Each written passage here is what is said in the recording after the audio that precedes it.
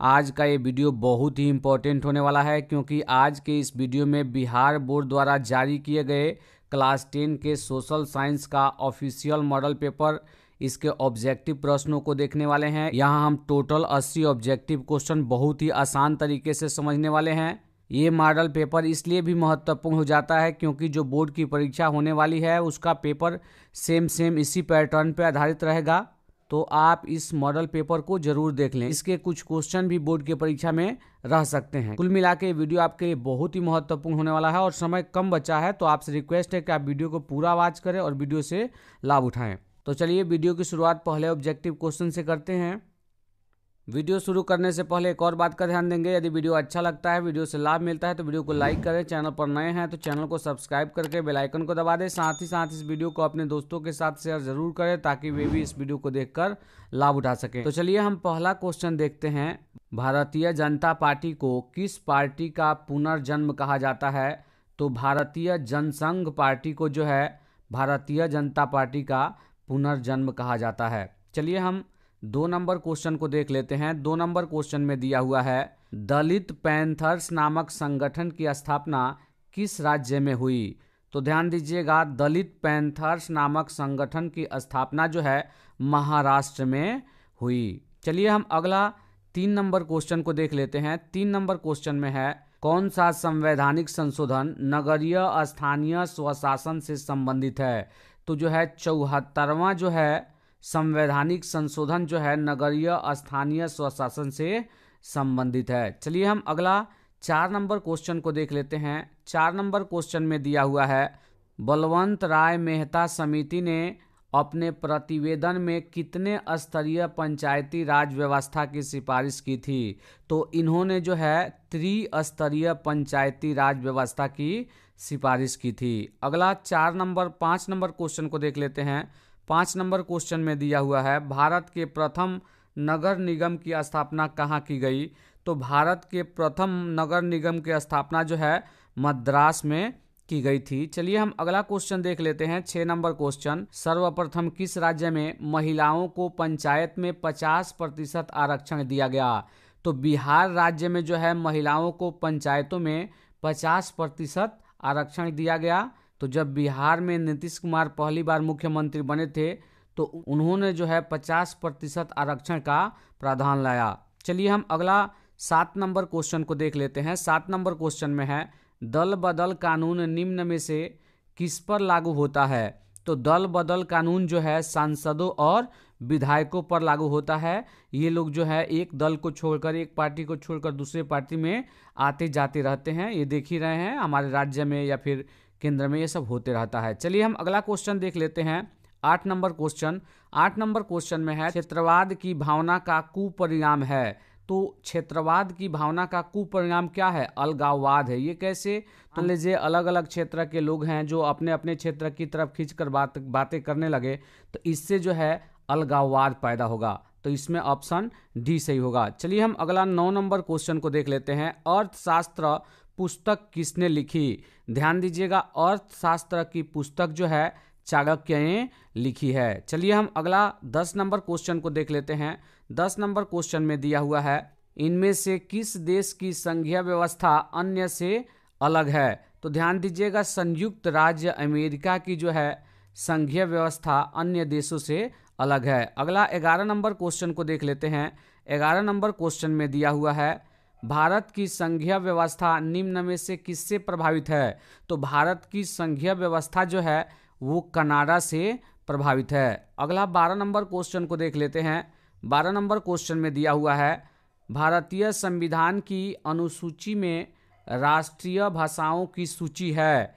तो भारतीय संविधान की जो अनुसूची है उसमें जो है 7वीं अनुसूची जो है वो राष्ट्रीय भाषाओं की अनुसूची है। अगला 13 नंबर क्वेश्चन को देख लेते हैं। 13 नंबर क्वेश्चन में दिया हुआ है, राज्य विधानसभा के चुनावों को कराने की जिम्मेदारी है। तो राज्य विधानसभा के चुनावों को कराने की जिम्मेदारी जो है भारतीय चुनाव आयोग को रहती है। चलिए हम अगला 14 नंबर क्वेश्चन को देख लेते हैं। 14 नंबर क्वेश्चन में दिया हुआ है, शिक्षा को संविधान की किस सूची में रखा गया है? तो शिक्षा को जो है संविधान की समवर्ती सूची में रखा गया है। चलिए हम अगला 15 नंबर क्वेश्चन को देख लेते हैं। 15 नंबर क्वेश्चन में दिया हुआ है जर्मनी का एकीकरण कब हुआ? तो जर्मनी का एकीकरण जो है 1871 ईस्वी में हुआ था। अगला हम 16 नंबर क्वेश्चन को देख लेते हैं। 16 नंबर क्वेश्चन में दिया हुआ है हुआ आंदोलन किसने शुरू किया? ध्यान दीजिएगा, हुआ आंदोलन जो है किसने शुरू किया? तो ये जो है हुइन फू सो ने शुरू किया था। चलिए हम अगला 17 नंबर क्वेश्चन को देख लेते हैं। 17 नंबर क्वेश्चन में दिया हुआ है जनरल लोन नोल किस देश के प्रधानमंत्री थे? तो ये जो है कंबोडिया के प्रधानमंत्री थे। 18 नंबर क्वेश्चन को देख लेते हैं।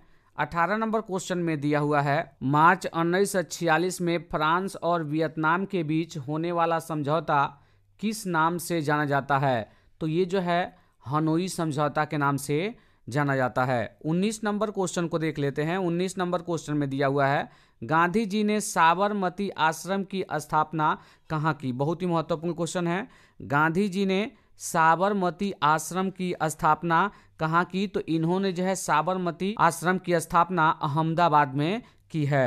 चलिए हम अगला क्वेश्चन देख लेते हैं। 20 नंबर क्वेश्चन। 20 नंबर क्वेश्चन में दिया हुआ है कांग्रेस के किस अधिवेशन में स्वशासन की जगह स्वराज्य का लक्ष्य प्रस्तावित किया गया? तो कांग्रेस के कलकत्ता अधिवेशन में स्वशासन की जगह जो है स्वराज्य का लक्ष्य प्रस्तावित किया गया। अगला हम 21 नंबर क्वेश्चन को देख लेते हैं। 21 नंबर क्वेश्चन में दिया हुआ है दांडी यात्रा से किस आंदोलन की शुरुआत हुई? तो ध्यान दीजिएगा, दांडी यात्रा से जो है सविनय अवज्ञा आंदोलन की शुरुआत हुई थी। चलिए हम अगला क्वेश्चन देख लेते हैं। 22 नंबर क्वेश्चन। 22 नंबर क्वेश्चन में दिया हुआ है गांधी जी ने किस गोल मेज सम्मेलन में भाग लिया? तो द्वितीय गोल मेज सम्मेलन में गांधी जी ने जो है भाग लिया था। अगला 23 नंबर क्वेश्चन को देख लेते हैं। 23 नंबर क्वेश्चन में दिया हुआ है फॉरवर्ड ब्लॉक की स्थापना किसने की? तो ध्यान दीजिएगा, फॉरवर्ड ब्लॉक की स्थापना जो है सुभाष चंद्र बोस ने की थी। चलिए हम अगला 24 नंबर क्वेश्चन को देख लेते हैं। 24 नंबर क्वेश्चन में दिया हुआ है बंगाल विभाजन कब और किसने किया? तो बंगाल विभाजन जो है 1905 ईस्वी में हुई थी और ये जो है कर्जन ने किया था। अगला हम 25 नंबर क्वेश्चन को देख लेते हैं। 25 नंबर क्वेश्चन में दिया हुआ है निम्न में से कौन मित्र राष्ट्र नहीं है? तो ध्यान दीजिएगा, जर्मनी जो है मित्र राष्ट्र नहीं है। 26 नंबर क्वेश्चन को देख लेते हैं। स्वराज पार्टी का प्रथम सम्मेलन कहाँ हुआ? तो स्वराज पार्टी का प्रथम सम्मेलन जो है इलाहाबाद में हुआ था। अगला क्वेश्चन 27 नंबर क्वेश्चन को देख लेते हैं। 27 नंबर क्वेश्चन में दिया हुआ है इनमें से किसने पावर मूल का आविष्कार किया? तो एडमंड कार्टराइट ने जो है पावर मूल का आविष्कार किया था। अगला 28 नंबर क्वेश्चन को देख लेते हैं। न्यू डील नामक नवीन आर्थिक नीति कहाँ लागू हुई? तो ध्यान दीजिएगा, ये जो है अमेरिका में लागू हुई थी। अगला क्वेश्चन देख लेते हैं 29 नंबर क्वेश्चन। 29 नंबर क्वेश्चन में दिया हुआ है 1991 में सोवियत संघ के विघटन के उपरांत, मतलब विघटन के बाद कौन सा देश महाशक्ति के रूप में उभरा? तो चीन जो है उसी समय महाशक्ति के रूप में उभरा था। चलिए हम अगला क्वेश्चन देख लेते हैं। 30 नंबर क्वेश्चन।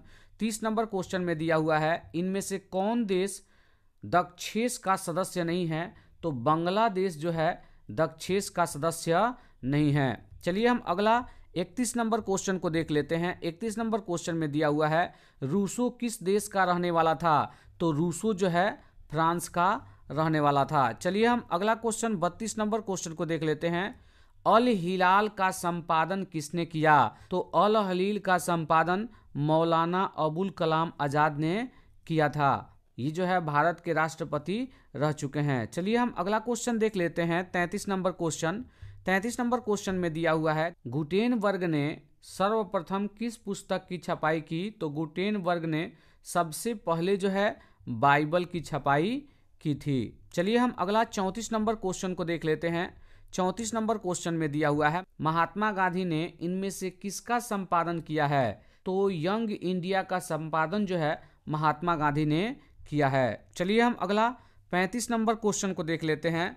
काउंट काबूर को विक्टर इमैनुअल ने किस पद पर नियुक्त किया?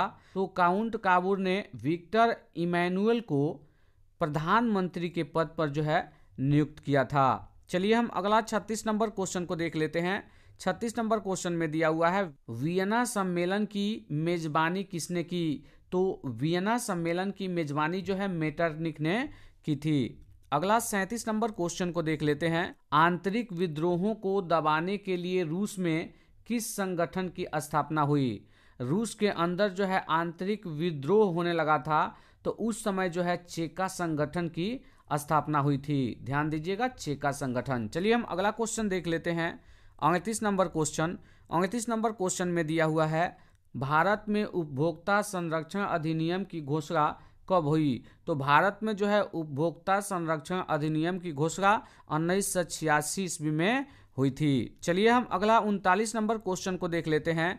39 नंबर क्वेश्चन में दिया हुआ है विश्व उपभोक्ता अधिकार दिवस कब मनाया जाता है।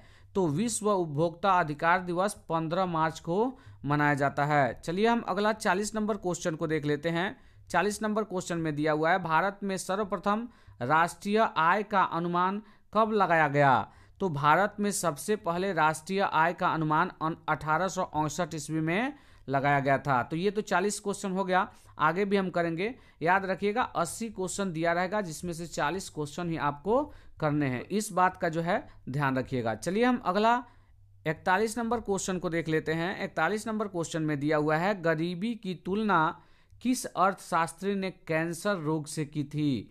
तो ध्यान दीजिएगा, गरीबी को जो है कैंसर कहा गया था, ये किसने कहा था, और इसकी तुलना जो है कैंसर नामक रोग से किसने किया था। तो उस अर्थशास्त्री का नाम जो है कुजनेत्स था। चलिए हम अगला क्वेश्चन देख लेते हैं।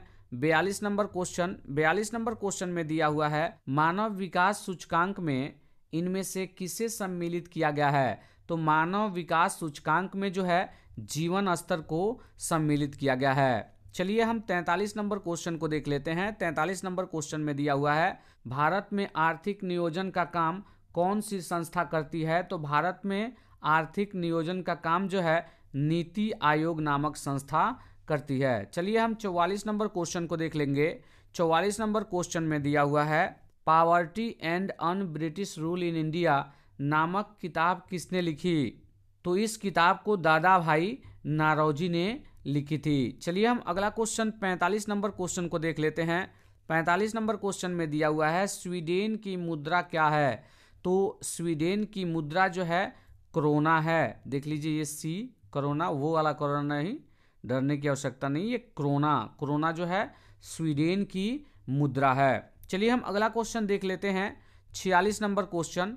46 नंबर क्वेश्चन में दिया हुआ है निम्नलिखित में कौन भारत का सर्वोच्च बैंकिंग संस्थान है। तो ध्यान दीजिएगा, भारत का सर्वोच्च बैंकिंग संस्था जो है वो है आपका भारतीय रिजर्व बैंक। चलिए हम अगला 47 नंबर क्वेश्चन को देख लेते हैं। 47 नंबर क्वेश्चन में दिया हुआ है मानव के सर्वांगीण विकास एवं सामाजिक आर्थिक विकास के लिए सबसे महत्वपूर्ण तत्व क्या है। तो मानव के सर्वांगीण विकास मतलब सभी तरह के विकास और सामाजिक आर्थिक विकास के लिए सबसे महत्वपूर्ण तत्व जो है इसमें शिक्षा है। चलिए हम अगला क्वेश्चन 48 नंबर क्वेश्चन को देख लेते हैं। इनमें से कौन भारतीयों के जीवन निर्वाह का मुख्य साधन है। तो कृषि जो है भारत में जीवन निर्वाह का मुख्य साधन है, क्योंकि भारत में 80% लोग जो है कृषि कार्यों से जुड़े हुए हैं और उनके आर्थिक आमदनी का स्रोत जो है कृषि ही है। चलिए हम अगला क्वेश्चन 49 नंबर क्वेश्चन को देख लेते हैं। 49 नंबर क्वेश्चन में दिया हुआ है प्राथमिक क्षेत्र में कौन सी आर्थिक क्रिया शामिल है। तो ध्यान दीजिएगा, प्राथमिक क्षेत्र जो है कृषि क्षेत्र होता है और इसमें जो है खनन की क्रिया जो है शामिल है। चलिए हम अगला क्वेश्चन देख लेते हैं। 50 नंबर क्वेश्चन। 50 नंबर क्वेश्चन में दिया हुआ है सोने के आभूषणों की गुणवत्ता सुनिश्चित करने के लिए किस मानक चिन्ह का प्रयोग किया जाता है। तो सोने के जो गहने बनते हैं उनकी गुणवत्ता सुनिश्चित करने के लिए हॉल मार्क होता है। ठीक है ना, आप गहना खरीदने जाइएगा तो वो लोग बोलते हैं कि हॉल मार्क का जो है गहना मिलेगा, है ना, ये अच्छी क्वालिटी का होता है। उनकी क्वालिटी की पहचान के लिए हॉल मार्क होता है और उस पर लिखा रहता है कि ये 23 कैरेट का है, 22 कैरेट का है, इसका हॉल मार्क लगा होता है। चलिए हम अगला क्वेश्चन देख लेते हैं। 51 नंबर क्वेश्चन। 51 नंबर क्वेश्चन में दिया हुआ है इनमें से किस संस्था का संगठन 1954 ईस्वी में किया गया। तो ध्यान दीजिएगा, इस चारों ऑप्शन में से किसी भी संस्था का गठन 1954 ईस्वी में नहीं हुआ है। चलिए हम अगला क्वेश्चन देख लेते हैं, 52 नंबर क्वेश्चन। 52 नंबर क्वेश्चन में दिया हुआ है मौसमी बेरोजगारी पाई जाती है। तो कृषि क्षेत्र में जो है मौसमी बेरोजगारी पाई जाती है, क्योंकि मौसम जो है कृषि के अनुरूप नहीं हुई तो जो है बेरोजगारी जैसी स्थिति उत्पन्न होगी। चलिए हम अगला 53 नंबर क्वेश्चन को देख लेते हैं। 53 नंबर क्वेश्चन में दिया हुआ है पूंजीवादी अर्थव्यवस्था का गुण है। तो निजी लाभ भी है, मूल्य तंत्र भी है, साधनों का निजी स्वामित्व भी है। तो इनमें से सभी जवाब होगा। चलिए हम अगला क्वेश्चन देख लेते हैं, 54 नंबर क्वेश्चन। 54 नंबर क्वेश्चन में दिया हुआ है तरुण भारत संघ का संबंध किस राज्य से है। तो ध्यान दीजिएगा, तरुण भारत संघ जो है इसका संबंध जो है राजस्थान राज्य से है। चलिए हम 55 नंबर क्वेश्चन को देख लेते हैं।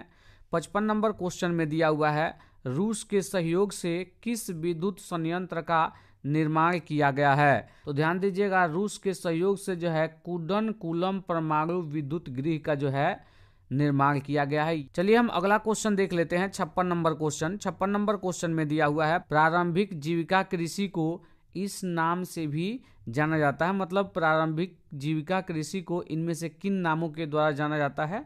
तो झूम के नाम से भी जाना जाता है, पामलू के नाम से भी जाना जाता है, दीपा के नाम से भी जाना जाता है। तो इनमें से सभी जवाब होगा। चलिए हम 57 नंबर क्वेश्चन को देख लेते हैं। 57 नंबर क्वेश्चन में दिया हुआ है डेक्कन आरडेसी किस राज्य में चलाई जा रही है। तो ध्यान दीजिएगा, डेक्कन आरडेसी जो है महाराष्ट्र में चलाई जा रही है। अगला क्वेश्चन देख लेते हैं, 58 नंबर क्वेश्चन। 58 नंबर क्वेश्चन में दिया हुआ है भारत में वायु परिवहन का राष्ट्रीयकरण कब किया गया। तो ध्यान दीजिएगा, भारत में वायु परिवहन का राष्ट्रीयकरण जो है 1953 ईस्वी में किया गया। 59 नंबर क्वेश्चन को देख लेते हैं। 59 नंबर क्वेश्चन में दिया हुआ है इन्नौर बंदरगाह किस राज्य में स्थित है। तो इन्नौर बंदरगाह जो है तमिलनाडु में स्थित है। अगला 60 नंबर क्वेश्चन को देख लेते हैं। 60 नंबर क्वेश्चन में दिया हुआ है बिहार की प्राचीनतम नदी घाटी परियोजना है। तो बिहार की प्राचीनतम नदी घाटी परियोजना सोन नदी घाटी परियोजना है। अगला 61 नंबर क्वेश्चन को देख लेते हैं। 61 नंबर क्वेश्चन में दिया हुआ है नंदा देवी राष्ट्रीय उद्यान कहाँ स्थित है। तो नंदा देवी राष्ट्रीय उद्यान जो है उत्तराखंड में स्थित है। अगला 62 नंबर क्वेश्चन को देख लेते हैं। 62 नंबर क्वेश्चन चिपको आंदोलन की शुरुआत किसने की। तो ध्यान दीजिएगा, बहुत ही महत्वपूर्ण क्वेश्चन है। चिपको आंदोलन की शुरुआत जो है सुंदरलाल बहुगुणा ने की थी। अगला हम 63 नंबर क्वेश्चन को देख लेते हैं। 63 नंबर क्वेश्चन में दिया हुआ है बिहार में कितने प्रतिशत भौगोलिक क्षेत्रों में वन का फैलाव है।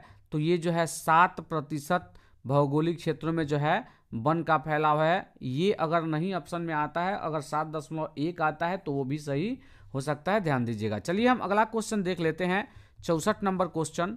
64 नंबर क्वेश्चन में दिया हुआ है इनमें से कौन कार्बनिक खनिज नहीं है। तो ध्यान दीजिएगा, प्राकृतिक गैस जो है ये जो है कार्बनिक खनिज नहीं है। चलिए हम अगला 65 नंबर क्वेश्चन को देख लेते हैं। 65 नंबर क्वेश्चन में दिया हुआ है सीमेंट उद्योग का कच्चा माल कौन है। तो सीमेंट उद्योग में जो है चूना पत्थर का उपयोग किया जाता है बनाने में, तो इसका कच्चा माल जो है चूना पत्थर है। चलिए हम अगला 66 नंबर क्वेश्चन को देख लेते हैं। 66 नंबर क्वेश्चन में दिया हुआ है भारत का पहला तेल शोधक कारखाना कहाँ है। तो ध्यान दीजिएगा, भारत का पहला तेल शोधक कारखाना डिगबोई में है। चलिए हम अगला 67 नंबर क्वेश्चन को देख लेते हैं। 67 नंबर क्वेश्चन में दिया हुआ है मुंबई हाई प्रसिद्ध है। मतलब मुंबई हाई क्यों प्रसिद्ध है, किसके लिए प्रसिद्ध है।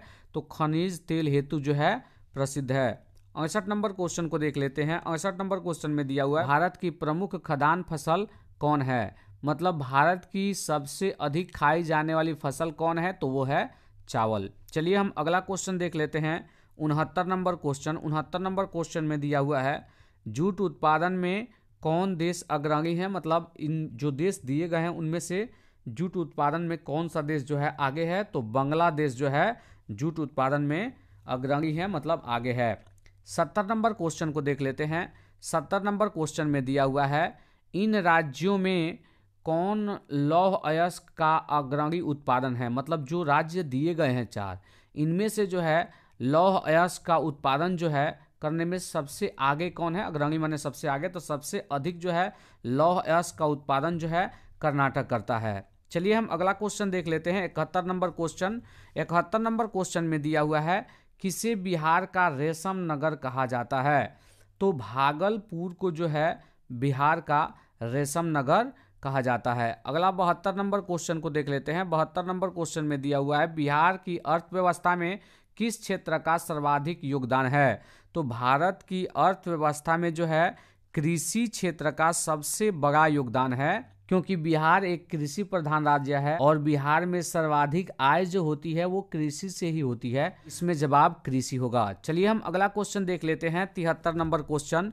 73 नंबर क्वेश्चन में दिया हुआ है, बिहार की बड़ी त्रासदियों में एक है, मतलब जो बिहार में प्राकृतिक आपदाएं आती हैं उसमें से जो है सबसे अधिक नुकसान किससे होता है? तो ध्यान दीजिएगा, बिहार में जो है सबसे ज्यादा नुकसान हर साल बाढ़ से होता है, तो बाढ़ इसमें जवाब होगा, ऑप्शन बी सही होगा। चलिए हम अगला क्वेश्चन देख लेते हैं। 74 नंबर क्वेश्चन। 74 नंबर क्वेश्चन में दिया हुआ है, कुशहा तटबंध किस नदी पर है? तो ये जो है कोसी नदी पर है। कोसी को जो है बिहार का शोक भी कहा जाता है, ये ध्यान रखिएगा कोसी नदी को।